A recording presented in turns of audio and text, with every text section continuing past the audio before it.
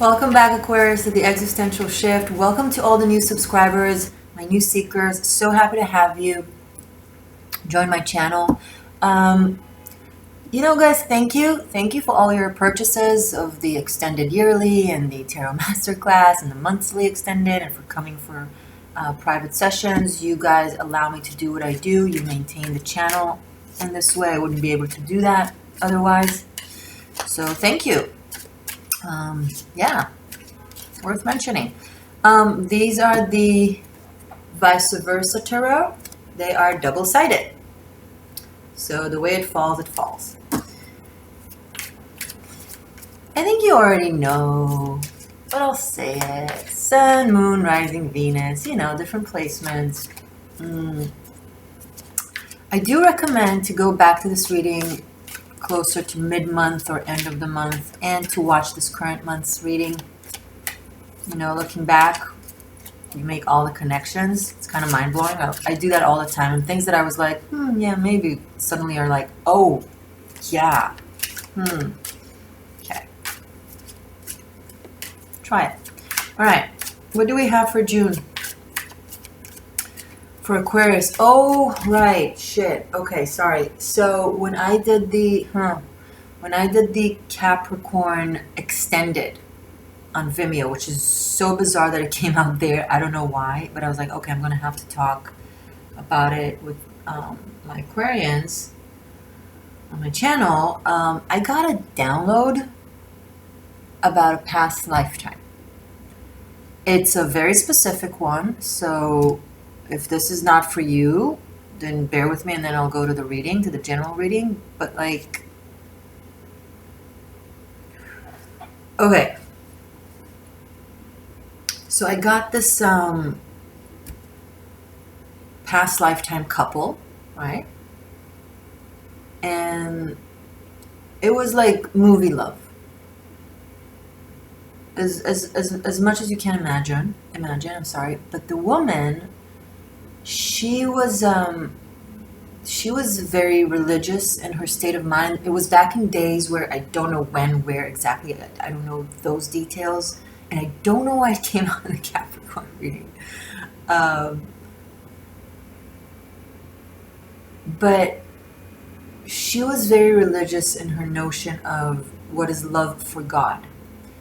Today we understand that human love is connection, and connection to source, and that's how we, by connecting, we learn about ourselves, and we learn about source, and we connect to source by uniting, right? Because we're all just like lost drops of mercury that are seeking to kind of... But back then, it was like, no, the love of the flesh is sinister compared to the love of the divine. So she carried this really heavy burden of guilt. Oh, I can't, if I love this man so deeply, I'm sinful to God. And she couldn't snap out of it. And she ended up leaving him and joined a monastery. She became like a nun or something like that. I don't know which culture it is, where it is on the planet, when was it exactly. But she left a very loving world and a very, very strong connection, and swore an oath to Solomoncy and to God. They haven't seen each other since, in that lifetime anyway, as far as what I got. And here's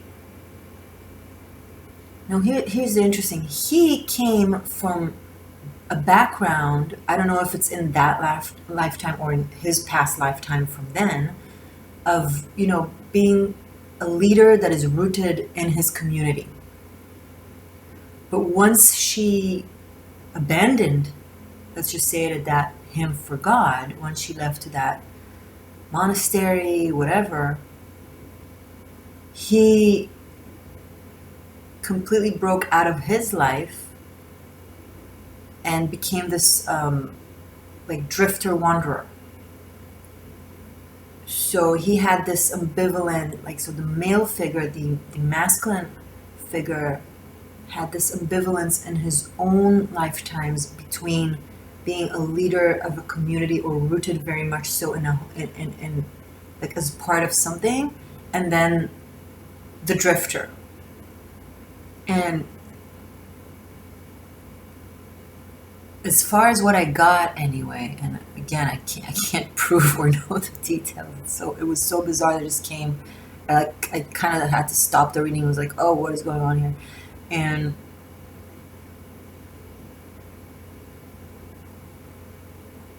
so as far as I got, in that lifetime anyway, he was alone since, and she was alone since. Like, for obvious reasons, because she swore an oath to, it's like she felt like she has to choose between her faith and spirituality and her God, and human earthly love. And it was so sad. Like, I can't even, like, so I don't know who this is for, and I don't know what you're supposed to do with it. I'm sorry. It's like, hey, nah, handle it. Like, I don't have a solution to give. I don't know okay, if this strikes a really strong chord and you resonate and you think, oh my God, I think I'm one of those characters. Even more so, if you think you know who the other character is, if you have someone in your life that you think, oh, I think this is that person. I don't know, maybe knowing helps. I hope it doesn't confuse. No, the way it came to me is very bizarre, because I wrote a poem about that. This is not the first time that I'm getting the same channeling. I got this channeling years ago. Like, I'm talking a long time ago, like maybe 10, 11 years ago. And I wrote it as a poem. And I had no clue what it was about. I thought, oh, this is a nice story. This is a nice, interesting narrative. And I'm sorry, I'm already 7 minutes in. For those of you that this doesn't speak to, I hope I didn't lose you, but I have to say it. Sorry. This is an interesting story. Okay, cool, whatever. Like, I didn't connect to it. I didn't understand. It wasn't connected into my life in any way. And I just tucked it in my, in my poems in my drawer, and like, I have notebooks and notebooks. And when I did the extended for Capricorn, I think it was either yesterday or the day before, 2 days ago, I got this channel very specific in the Capricorn reading. I was like, wait, but this is not for Capricorn, it's for Aquarius. Like, I'm a Taurus. It was like directed to an Aquarius. And then when I finished, I was like, this rings a bell. And I went through all my notebooks and I found the poem, and I was like, why would I recall it like over a decade after? I don't know. Someone out there needed to hear this. So, and I probably lost a lot of viewers because of that, because they were like, whoa, what about my reading? This is not mine. I'm so sorry. Anyway, let's just go to your reading, my lovely seeker, for the month of June.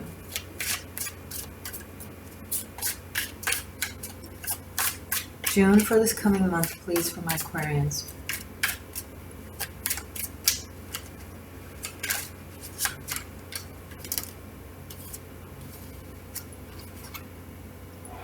Nine of Swords. This is the back of it. This is the front of it. This is the back of it. So someone is going through some mental anguish, but it's the stage where they're, sitting on the bed as opposed to like laying in the bed and looking out. But between them and the out, there's still 9 swords. thoughts about the past, about the agony, about the pain. Oh my God, you see this figure here? Something very haunting. I'm getting like being in between worlds, like in between life and death. Don't this is not like a physical thing that I'm saying. I'm not saying, although if you know someone that is in that situation, then I'm sorry, but more like this could be in and out of depression or walking a thin line between the two.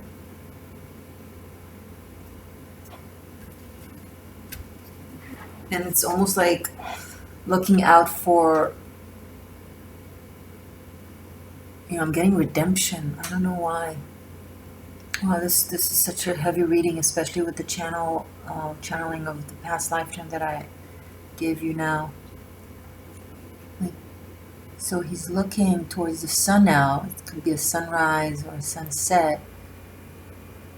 So it is, there is hope. There is light out. It is a window. There is an opening, but it's like all these swords are in the way, which is the mental anguish. It's in our head. And the past kind of haunting us, or demons.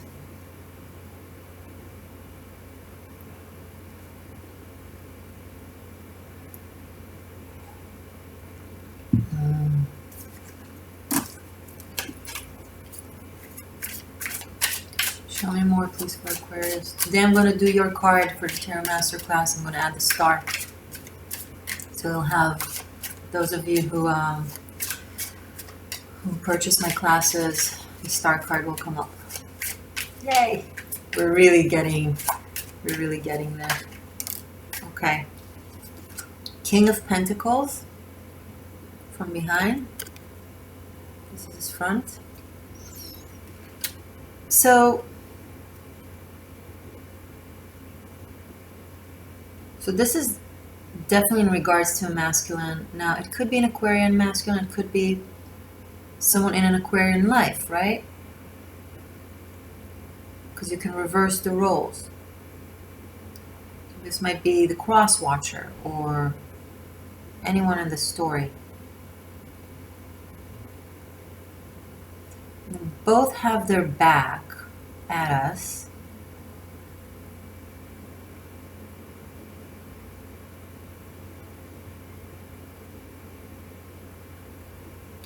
Okay, this is someone who... This is a very interesting ambivalent character because on one hand, the King of Pentacles, right, they have so much earthly strength and ability and power in the work arena and the 3D mundane arena, like how to work hard, how to make money, how to lead, how to... all that. And there's so much abundant, like 3D abundant, like material abundant, but also earthly connection to source from the earth element. And I think it's the same person because they're both positioned like looking to the horizon, but with their back to us. Maybe it's someone that, that wakes up in the morning and go to work and do their thing and live their life and, be productive. But then at night, that's when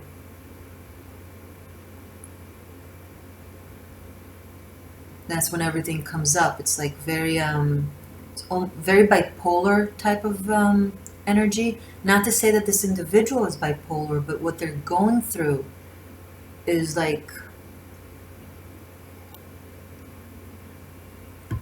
And this also is kind of positive in a way that it shows that this person is very rooted in their life. Like, things are actually okay. It strengthens the aspect of the Nine of Swords that it's just in their mental anguish as opposed to reality. This is worrying about the past. This is worrying about what can go wrong, but isn't necessarily actual,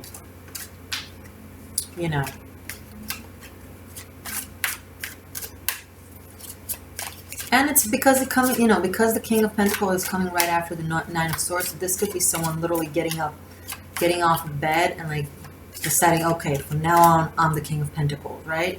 I'm the King of Earth. I'm back. But they're still a little bit in their zone. They're not...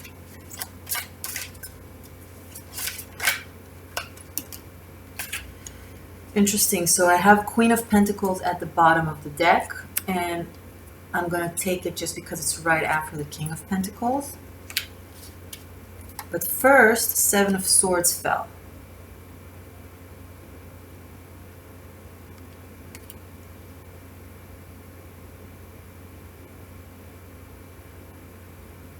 So we have the King of Pentacles and the Queen of Pentacles. She's looking straight ahead at us. He's looking to the horizon. Seven of Swords is also a card with an Aquarius energy. Okay, I might be tapping into either a cusp, you know, a Capricorn Aquarius cusp, or definitely Earth air type of vibe. And I did get the I did get the past lifetime channel and the Capricorn reading, so maybe this is someone with Capricorn cusp or Capricorn placements or Earth placements. I have a Taurus as well here.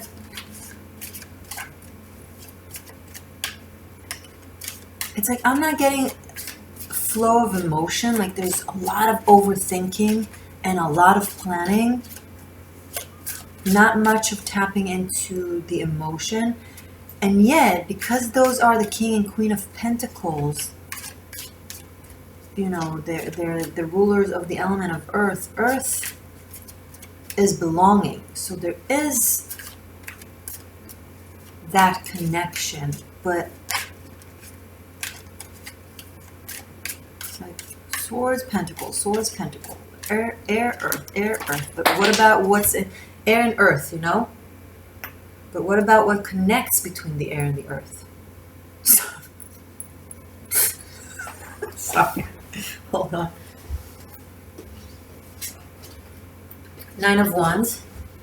So this is one side of the Nine of Wands, but we got it like that.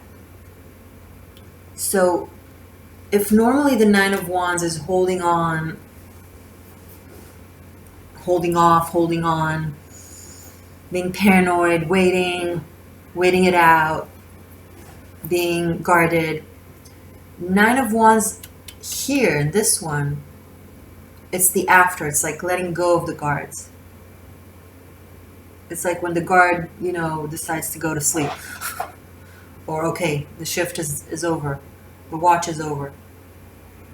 The watch is over. Nine of Wands, Nine of Swords. Okay, I'm getting a real interesting story here. It's still unfolding in my head. It's still unfolding in my head, so bear with me. Thank you for being patient, Aquarius. I appreciate that. This is an interesting reading. And past lifetime, even if that narrative wasn't yours, but still, the aspect of a past lifetime is very strong here.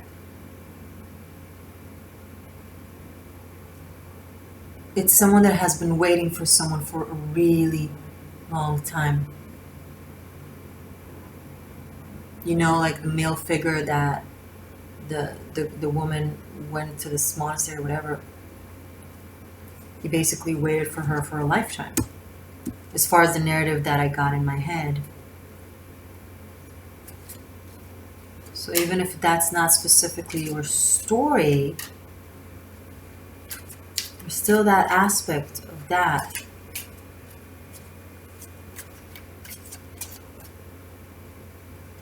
Is it you? Okay, this is so crazy what I'm going through right now.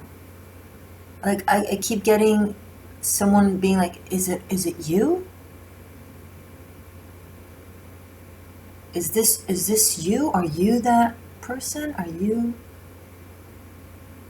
like someone wondering if the person that they're dealing with is the same person from what they feel like they remember or what they feel like they've been waiting on? Is it you?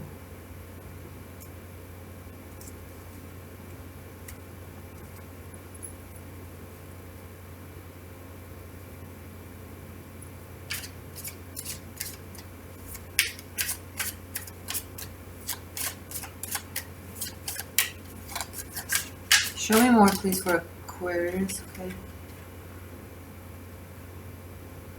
Five of Swords in the reverse. Now,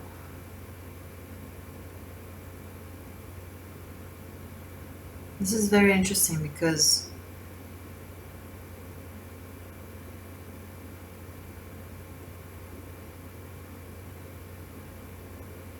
I don't remember ever having a reading that was so much channeling as opposed to a flat out reading.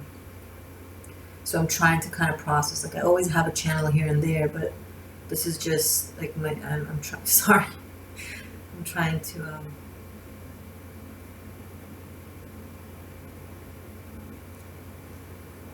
So this is how it is in its upright. See, like look how he's standing, like holding the swords, and this individual here is like, you know, they lost. They obviously they're like miserable. It's an empty victory. Like no one really won. It's a lot of spite. It's a lot of ego. And I like that we got it in the reverse.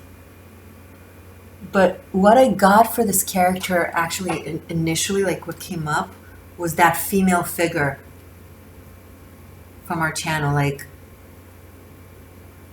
okay, so someone is carrying with them that anger from a past lifetime over that, according to the story, the woman, but reverse the characters. This is reverse for you, that left or, you know, chose God or chose something else. And in the upright would be like the punishing her for that, wanting to punish her for that, being mad at that, not being able to forgive. But then Five of Swords in the reverse, it's like letting go of that resentment, of that anger, of that need to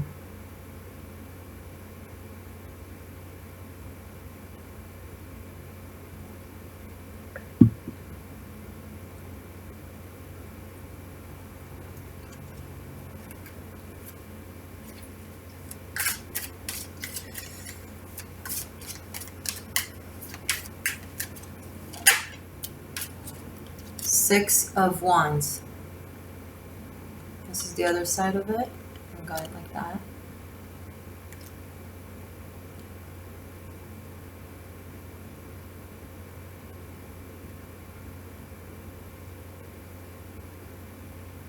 So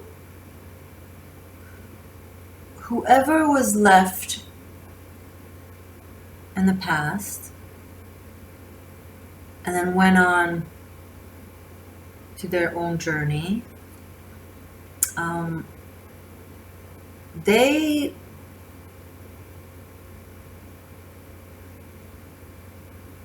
I'm getting like temporary wins, like, you know, wherever they wandered off to, they won. They like achieved something or succeeded, but then they moved on. Like they never stayed in one place to maintain that success and to have it grow. They just like they achieved one thing and then they're like off to the next to like almost start anew. It's like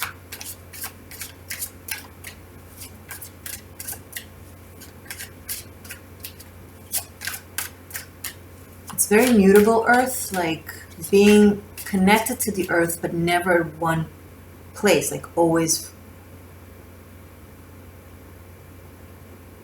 Like imagine a tree that can't really grow because, okay, they come to a land They set roots just because they need to live, right? They live off the soil. They need the roots to be in the ground so they could nourish itself. And then, okay, it stays there for as long as it stays there, but then it moves. So it uproots itself. And every time it damages the roots, right? It damages the root chakra.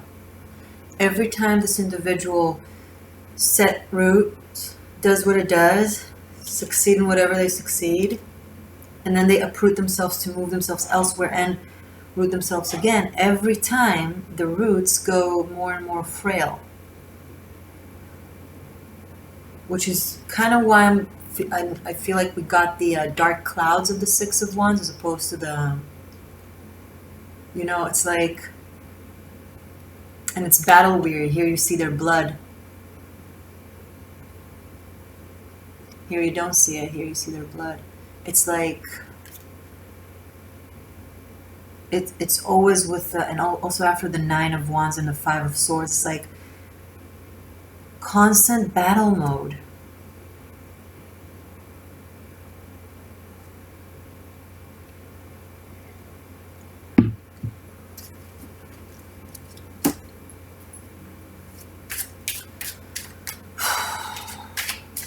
Show me more, please, for Aquarius.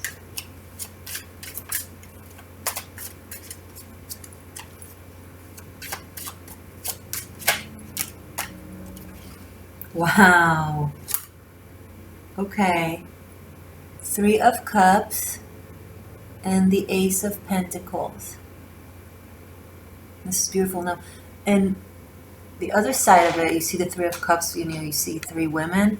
And most decks, you have three women in the Three of Cups. Here you have just her and an Ace of Pentacles. Okay, so this could be, and it's right under, okay, I want to show this to you. Sorry. So you see how you have her in here, right? And this is right underneath. Ooh, and the Ace of Pentacles right underneath the Queen of Pentacles. Gorgeous. So, and here we've given up the anger, the resentment, the vengeance, the...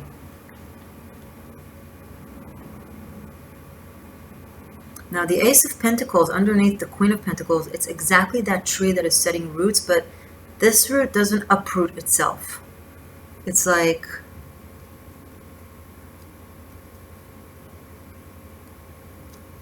Three of Cups is a lot of faith, and it's the flow that I was talking about that I was missing. Like, where's the water? Where's the water element? Here it is. Because the earth needs water to be nourished. Air, yeah, you know, it's like, but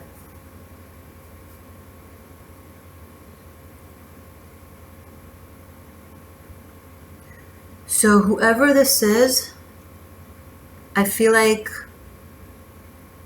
they no longer wish to do this. It's like, okay, I want to drink from this cup. I want to have my roots be in this place, whatever. To do this thing that, you know, to do this job, or to be with this person, or to live in this place, or like something like that. Now, it could be just the will of it that is rising, because this is an Ace of Pentacles. This is the real essence of these individuals. It was just kind of lost in battle.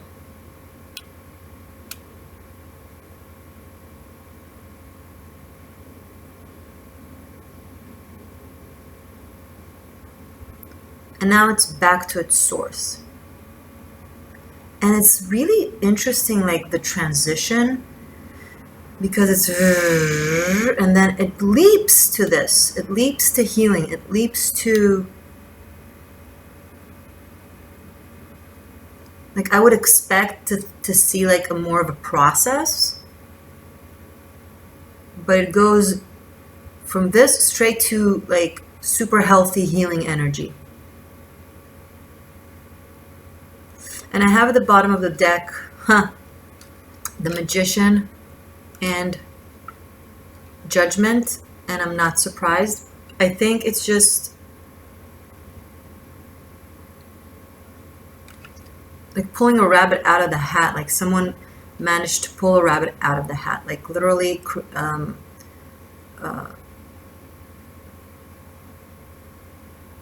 it's magic. Like someone just, and you see here the tree of life in his robe. It's like someone choosing life, like getting up and choosing life. And it's like, and then once, the thing about manifestation, the will needs to be aligned in all the chakras and all the aspects of us. Like you need to be 100% will. If you have doubts or confusion, that's why things don't manifest. But once it all completely aligns, like your body knows it wants it, your mind wants it, your heart wants it, your spirit wants it. Once it's all like, you know, like all the aces, Ace of Pentacles, Ace of Cups, Ace of Swords, Ace of Wands. Once all the layers of our existence are like synced, this is it, this is what I want, then it's not even an effort. It's like that's the code. You know, like when you have a lock for a locker and you need to like click the exact number, so it needs to click exactly. That's what happens when all your aspects want something with no doubt. It clicks, and that's the code for the universe. That's how you channel energy, and it gets created. And interestingly enough, we're talking about reincarnation, past lifetime, and then we get the card of the reincarnation and the past lifetime and the awakening of the dead. Look at this. This is something being revived, coming back to life from the past.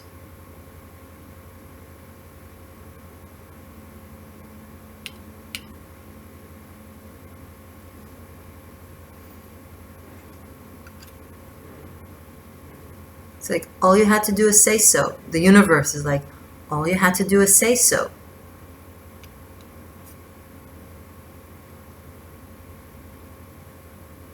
Resurrection. Should I call this video Resurrection? Okay, my body isn't as tight and stressed right now. That's how I know the message that needed to be conveyed is conveyed. Like I managed to figure it out and tell it to you guys.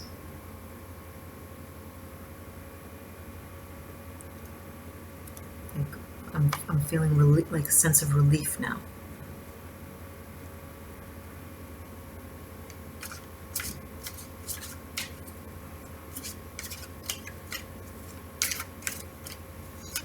Anything else before we move on to our extended? And I'll give you a message from the I Ching now. Whew.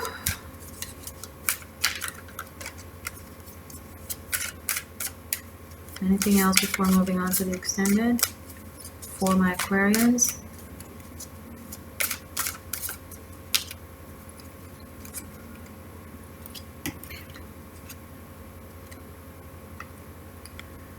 Two of Swords, and look at the imagery.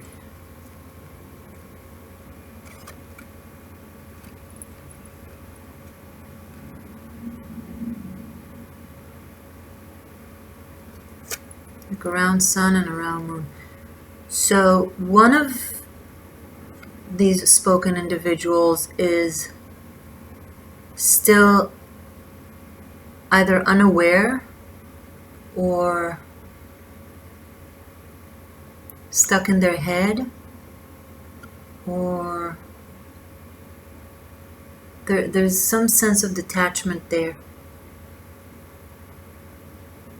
And it's right after right underneath the Nine of Swords.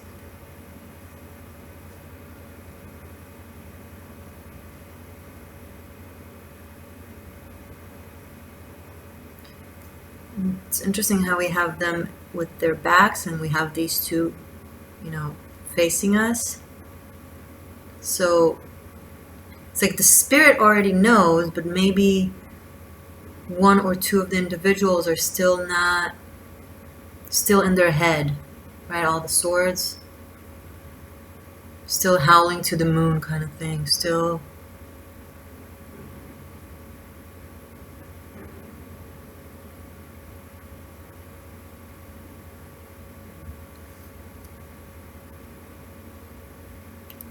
Okay. Okay. Someone might be potentially tempted by someone else out of this connection. And it's something that still a little bit kind of stands in the way. Now, this temptation or other person, I feel like they also have a role in this, like in this story, in this narrative, like of, from the past or something like that. Like maybe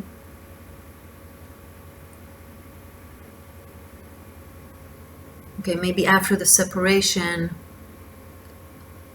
obviously not the feminine because she was a nun, but then the other one, maybe they met someone, right?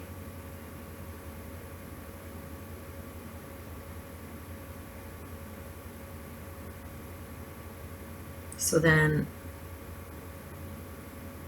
now it's like kind of in the way.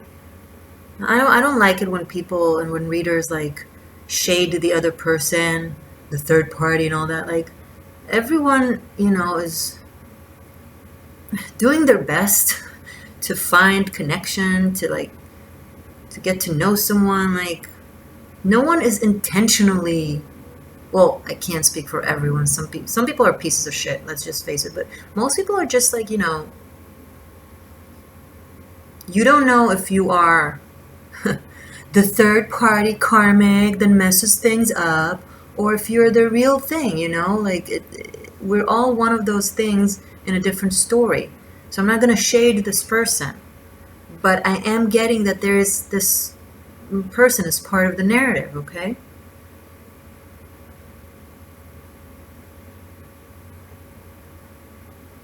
That kind of keeps this connection from really manifesting because they're around. And this is not to say that to let them stick around. I'm just not trying to shade them, that's all. Of course, make the right decision in regards to where you need to go and with who you want to be and all that jazz. I'm not saying like, just stay somewhere just because they're not a bad person. It's not what I'm saying. But I am saying don't go to the extreme of like thinking that I don't see like evil here. But again, each of you have your story, so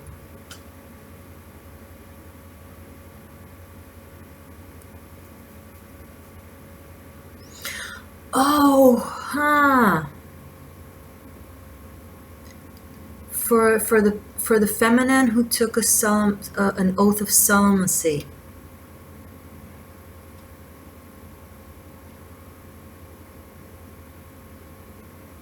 Do past lifetimes work. Try to meditate if you're watching this to break that oath, to undo it, because it's affecting you. Wow.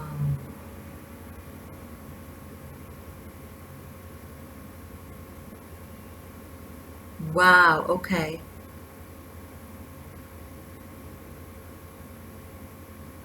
Unswear kind of thing. Ask to, cancel it, break it.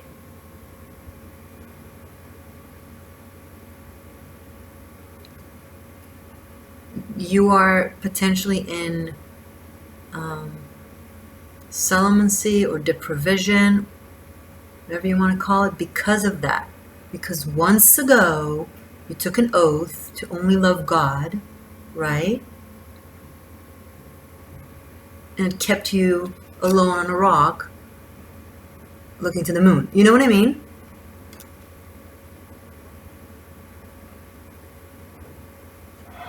Okay.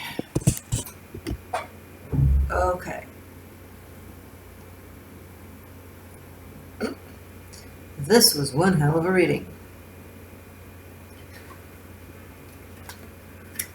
I will keep this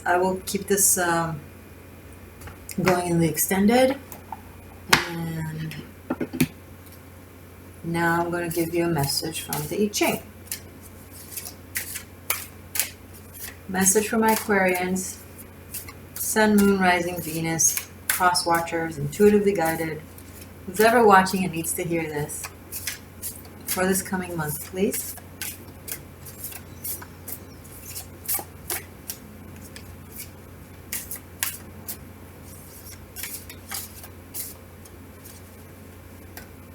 Okay.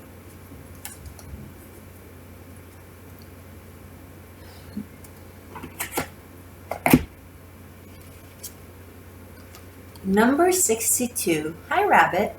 So cute. Story time.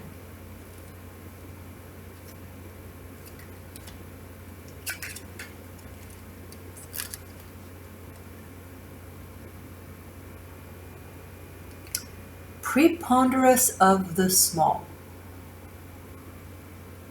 Okay. Above thunder, below mountain. Thunder on the mountain, a call to awareness.